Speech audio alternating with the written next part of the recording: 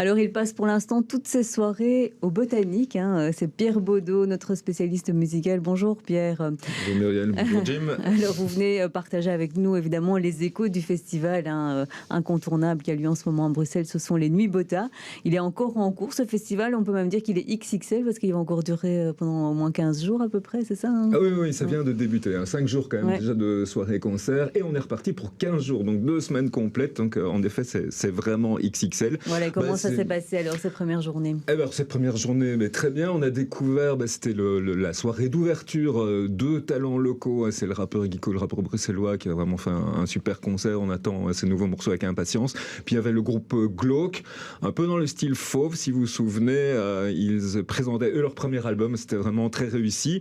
Et donc le lendemain aussi, autre talent locaux, une bruxelloise, c'est Maria Laetitia ML. Elle utilise ses initiales pour son nouveau projet. C'était la chanteuse de Sunfjord. Je ne sais pas si vous vous souvenez de Sunfjord, quand même pas mal de succès, City Lights par exemple. Et là, elle venait présenter ses morceaux en solo, dans une veine un peu, on va dire, Juliette Armanet, un petit peu Clara Luciani, etc., avec sa personnalité. Je vous propose d'écouter, puisqu'on était là, et c'est de l'exclu, c'est du live, un extrait du concert de ML. Il s'appelle Nuit Noire. Le monde entier s'affaire, mais je vais le laisser en sourdine.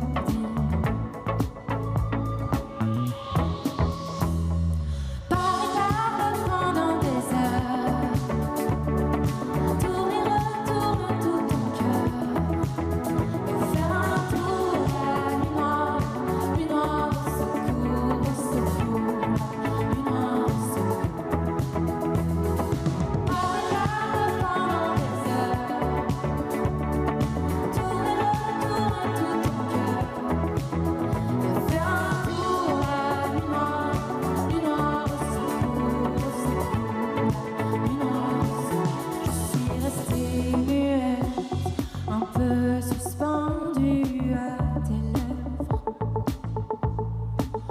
J'entends plus les sirènes qui chantent sur les grandes artères. Il y a tellement de bruit ici, tellement de gens qui crient, mais j'en ai rien à faire. Voilà, ML, jolie voix. Oui, et on attend son premier EP à la mi-mai. Ah ben voilà, ça c'est une bonne nouvelle. Ce même soir-là, après ML, il y a eu Antoine Wilmans et puis il y a eu surtout Gaëtan Roussel. Il y a eu Gaëtan Roussel, ça a vraiment été un des concerts marquants des 5 premiers jours.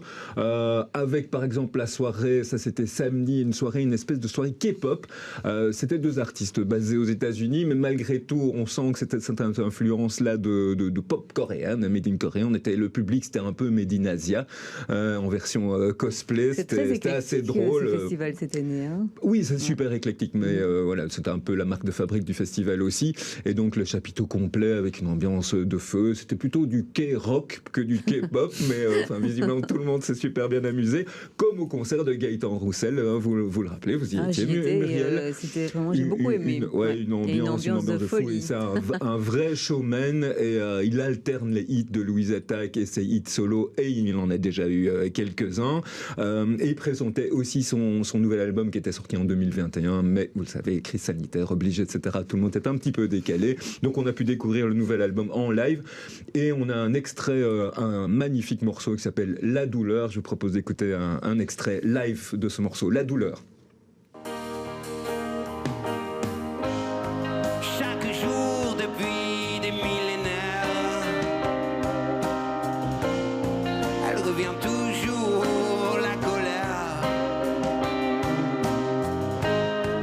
Chaque jour depuis des millénaires,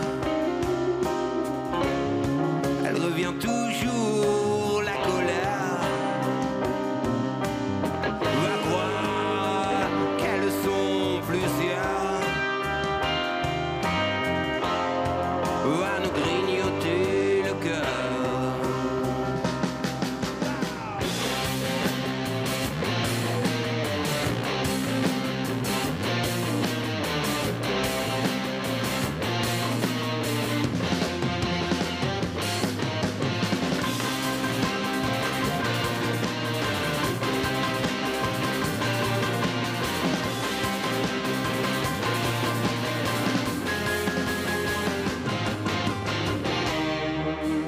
jour il vocifère. Elle revient toujours, la colère. Chaque jour elle nous effleure. Voilà, même pour les morceaux un peu plus lents, c'est très rock, hein, ça reste très rock. Ça reste très rock. Et autant pour moi, c'était la colère et pas la douleur. Mais il parle de douleur il parle aussi, de donc douleur on peut aussi. pardonner. Donc voilà, c'était un peu des deux. Donc ça, c'est vraiment un des excellents concerts de ces 5 premiers jours. Et pour la suite, alors, à quoi Pour la doit-on suite, s'attendre? alors ce soir, il y a les Anglais de Tindersticks. C'est un peu pointu, mais ils fêtent leurs 30 ans de carrière. Ça se passera aux Beaux-Arts. Certains concerts ont été déplacés vers le Beaux-Arts vu la notoriété du groupe. Donc ça, c'est le concert de la soirée de ce soir. Et puis mercredi, il y aura 2 Bruxelloises qu'on attend beaucoup. C'est Iliona, dont on parle beaucoup. Elle sera sous le chapiteau. C'est dire que déjà le succès est là. Donc, et c'est combien de Kezia personnes aussi. sous le chapiteau? On C'est a comme plus ou moins 1600 personnes ouais. sous le chapiteau. Donc c'est déjà un beau une public. belle assistance. Alors jeudi, il y a un Canadien. Il fait du folk rock un peu indépendant, mais vraiment ça vaut la peine. Il s'appelle Andy Schauf, il sera aussi sous le chapiteau. Et alors un petit truc que je vous conseille, vendredi, c'est des Suédois, ils sont un peu fous, ils font du punk rock, ils s'appellent les Viagra Boys. Et franchement, ça vaut la Et peine. ils ont quel âge? Ils sont jeunes encore, je crois qu'ils n'en ont pas besoin, mais le Viagra se retrouve dans le rock, je crois. Ok, c'est super. Merci, merci pour tous ces détails. Et puis on en reparlera, je suis sûre, On en avec reparle, bien vous sûr. des nuits Botta. Et puis à bientôt, Pierre. À bientôt.